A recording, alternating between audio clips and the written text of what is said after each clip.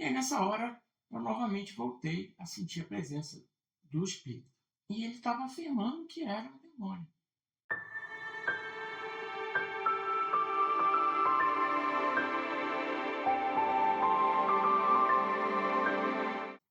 Saudações, pessoal! Sejam muito bem-vindos a mais um vídeo sobre mediunidade. Meu nome é Bruno e esse aqui é o canal do Mentalítico. E hoje eu vou relatar para vocês uma experiência mediúnica que aconteceu comigo, tanto lá na Igreja Universal, como no grupo mediúnico onde eu trabalho, lá na Comunhão Espírita. Quem acompanha o canal já deve ter visto um vídeo meu chamado Recebendo o Espírito Santo, que foi uma experiência que eu relatei que aconteceu lá na Igreja Universal do Solo Sagrado. Como vocês sabem, minha esposa é evangélica e eu frequento a Igreja Universal aos domingos. Eu estava lá fazendo as minhas meditações internas, orando para que eu pudesse alcançar a espiritualidade superior. Na minha frente, um pouquinho à direita, tinha uma obreira, pequenininha, baixinha, magrinha, e ela deu uma estrebuchada, tremida. E nessa hora, foi na hora eu percebi que tinha um espírito querendo falar, querendo se manifestar, querendo dar a passividade, manifestação, chame como quiser.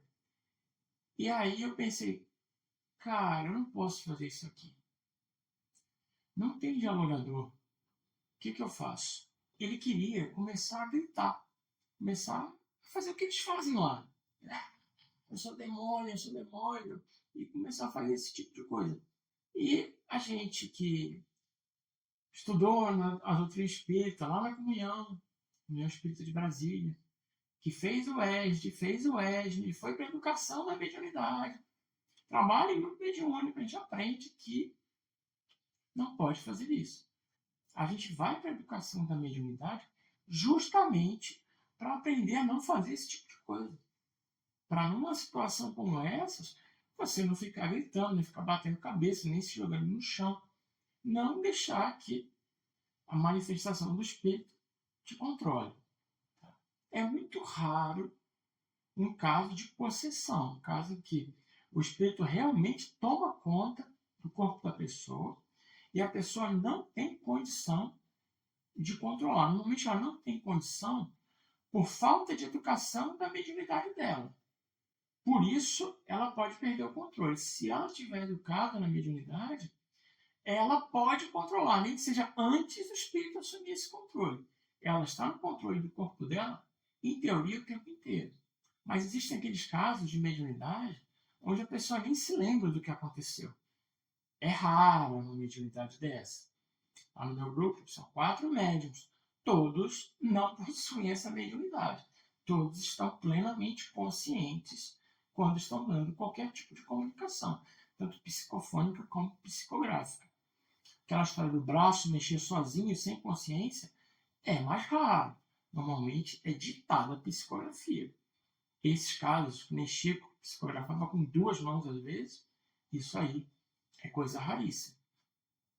Então, quando o espírito vem, você não é obrigado a manifestar o que ele quer que você manifeste, mas era um incômodo. Ele ficava gritando que ele era o demônio, e eu falei, olha, aqui não é o lugar.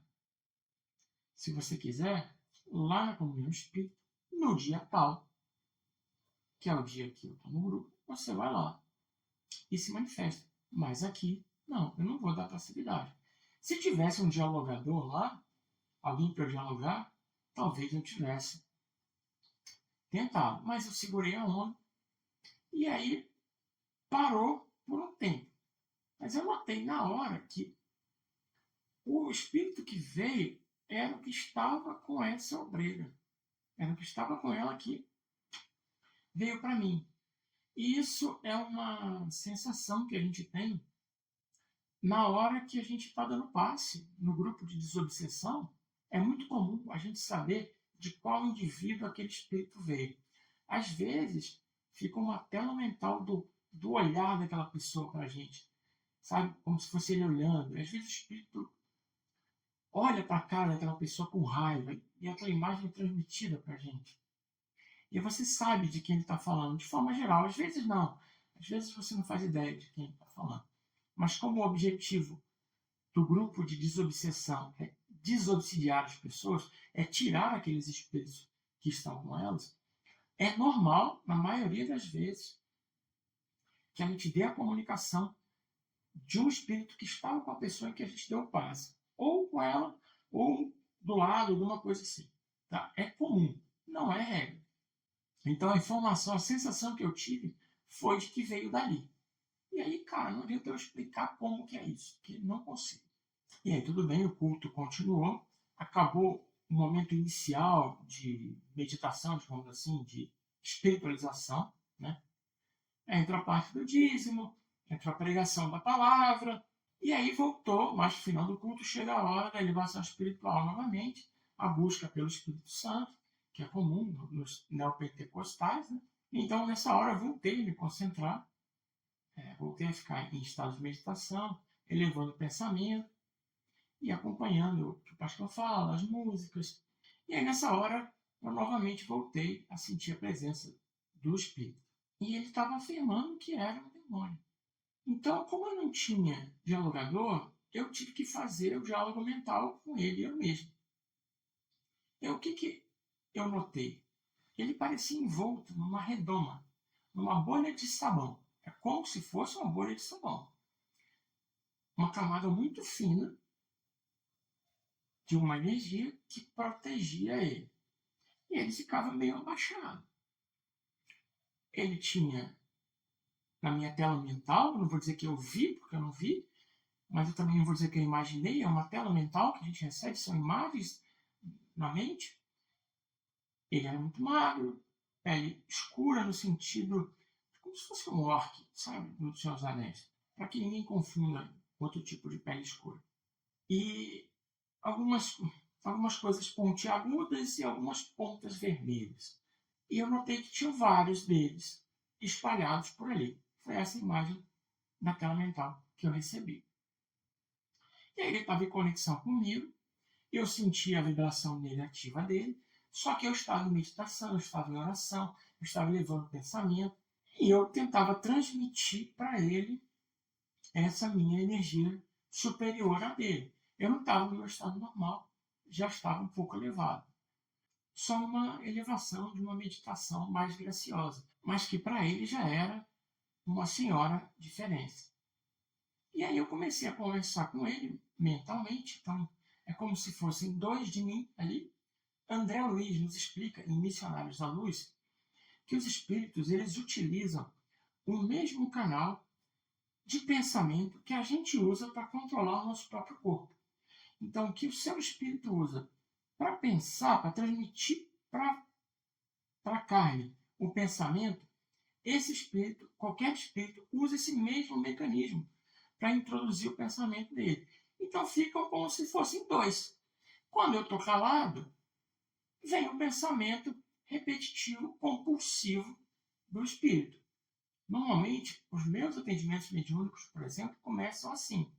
Eu estou em meditação e aí vem uma ideia compulsiva, como se fosse você aguardando sua vez de falar numa reunião ou numa briga, que você está repetindo aquela palavra que você vai começar a falar e fica, e fica, e fica.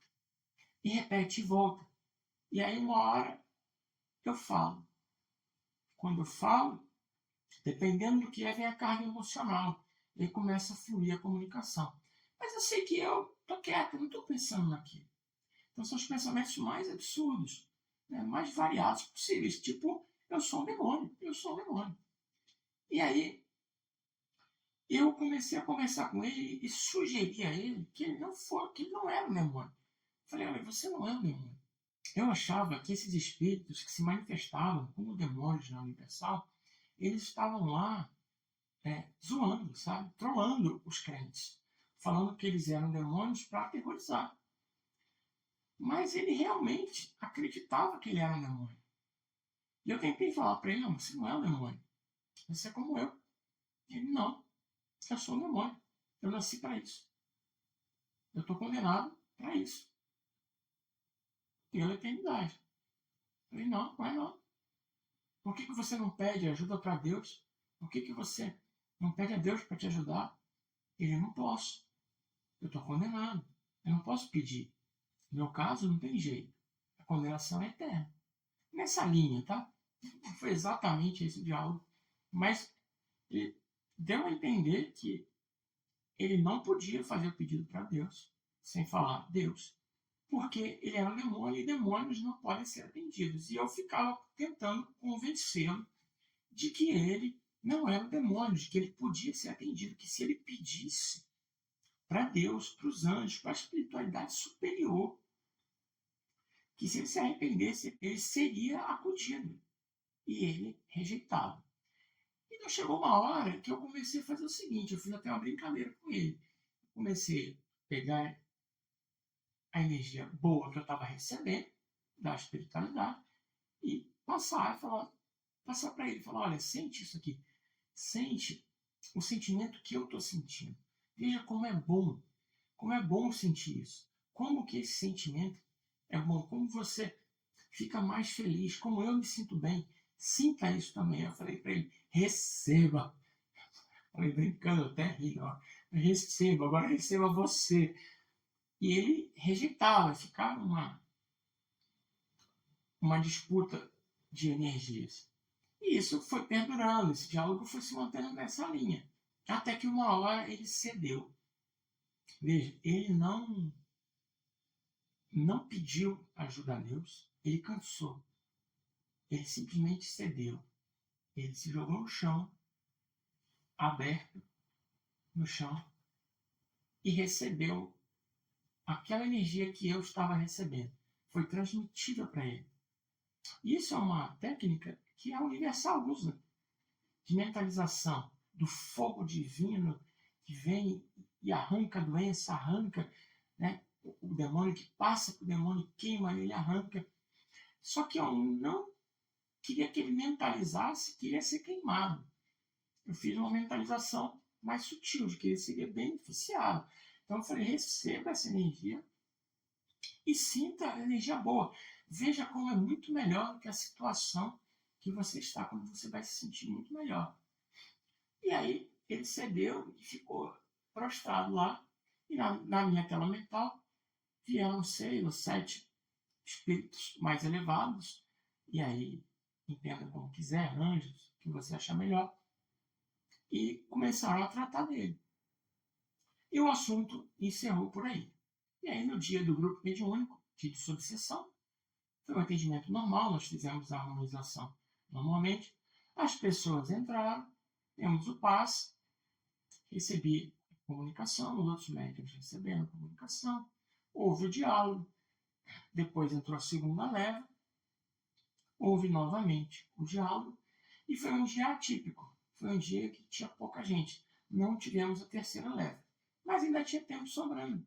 E aí o dirigente pediu, se concentrem, se coloquem à disposição da espiritualidade, caso seja necessário.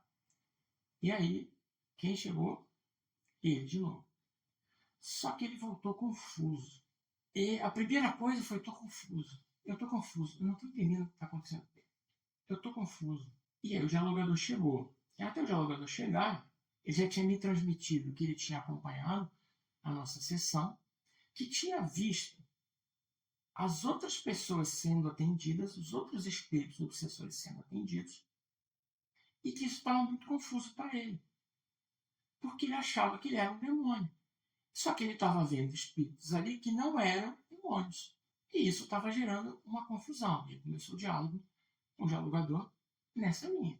E aí, o espírito que se dizia demônio, ele foi entendendo que ele não era um demônio. E nessa hora, do outro lado, um dos mentores do grupo intuiu uma ideia para ele, falando o seguinte, você já está nessa há 1000 anos, mais ou menos. Olha aqui a imagem da sua última encarnação. E aí, ele começou a realmente entender que não, ele nem se lembrava da última encarnação dele. E aí você vai perguntar, mas como que isso pode acontecer? E aí eu vou citar o exemplo do livro Os Dragões, que tem um rapaz que é atendido num sanatório espírita, lá em Minas Gerais. Esse rapaz, ele já estava com o seu perispírito modificado em forma de dragão. Ele já tinha escamas, ele já tinha várias modificações no corpo, de forma que ele já parecia quase que inteiramente um dragão. Porque existe uma sociedade no mundo espiritual que cuida apenas de hipnotizar os espíritos e modificá-los para que eles pareçam outras coisas. Eles acabam subjugando esses espíritos, dominando-os completamente, de forma que eles passam a acreditar e vão perdendo sua individualidade pouco a pouco. Na educação da mediunidade, eu já tinha atendido um assim, que achava que era um lobo. E aí, se você for para a nossa sociedade hoje, você vai ver que existem pessoas que acham que são animais. E isso a doutrina espírita explica com facilidade. São pessoas que viveram do lado de lá subjugadas, com o seu perispírito transformado em animais. Porque no plano espiritual, você plasma aquilo que você acredita, aquilo que a sua mente produz. Então, se alguém conseguir modificar o seu pensamento, te hipnotizar de forma que você acredite que você é tal coisa, você começa a se transformar naquela coisa. Por isso que a gente vê esses casos. Junta isso com um vídeo da transição planetária, onde diz que estão encarnando os espíritos que estavam em piores condições para ter uma última oportunidade, tudo parece se encaixar muito bem. Mas voltando ao caso dele, foi quando esse espírito, que não revelou o nome, percebeu que ele tinha sido enganado. O próprio dialogador acabou comentando que provavelmente ele foi induzido a essa situação por uma outra pessoa. E aí aquilo me deixou impressionado. Eu não imaginava, porque é comum a gente receber espíritos que não sabem que morreram. Espíritos que não sabem da situação do mundo espiritual. Mas não é comum a gente receber esse tipo de coisa. Nunca tinha acontecido. Tá certo, eu não tenho tanto tempo assim de mediunidade. Mas eu também nunca tinha lido. O normal, pelo menos comigo, são espíritos que sabem do que está acontecendo. Talvez porque já estejam indo lá nas reuniões de desobsessão há mais tempo, acompanhando os seus obsidiados, e aí eles já acabam se educando. Mas muitos buscam vingança de vidas passadas, algo que aconteceu no passado. Já peguei poucos casos de vingança de coisas atuais. No geral, é vida passada. E também tem os vícios. Acontecem essas vinganças de vidas passadas, acontecem vinganças de vidas atuais, acontecem espíritos que se afinizam com a pessoa pelo comportamento, normalmente os vícios, aí grudam nela, né? E esse caso eu achei esquisito. E ele relatou uma situação que me impressionou. Ele falou: imagina um vale muito grande, cheio da gente. Existem um monte de nós. E aí procurou um termo que eu não encontrei paralelo para definir uma quantidade absurda deles, que o paralelo foi trocentos ou zilhões, porque eu não tinha vocabulário para o termo que ele queria. Eu só entendi que ele queria se referir a uma quantidade muito grande, mas não entendia como. E aí veio a tela mental. Não foi isso, mas eu vou transmitir para vocês uma ideia que vocês podem ter. Imagine, ele não passou essa cena.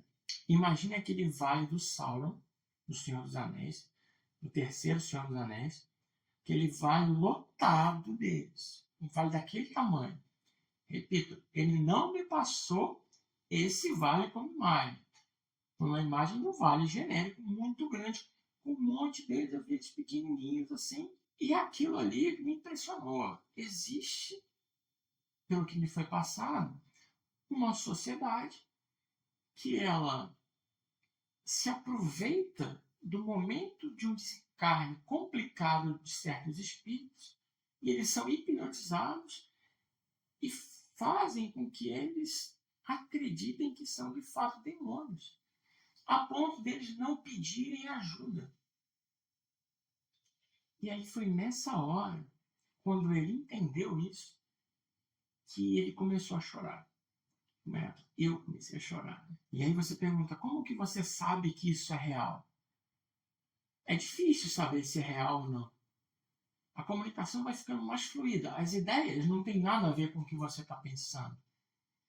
E conforme o diálogo anda, diminui o espaço, o lapso de tempo entre o pensamento chegar e você falar. Você vai deixando o pensamento fluindo, você vai se sentindo mais naquela situação. Mas quando o espírito é irritado, às vezes a irritação vem um pouco. Quando o espírito é um psicopata, você não sente nada. Pelo menos eu não sinto nada. Até porque o psicopata, em tese, não tem sentimento. Mas quando o espírito é sofredor, vem uma carga emocional absurda.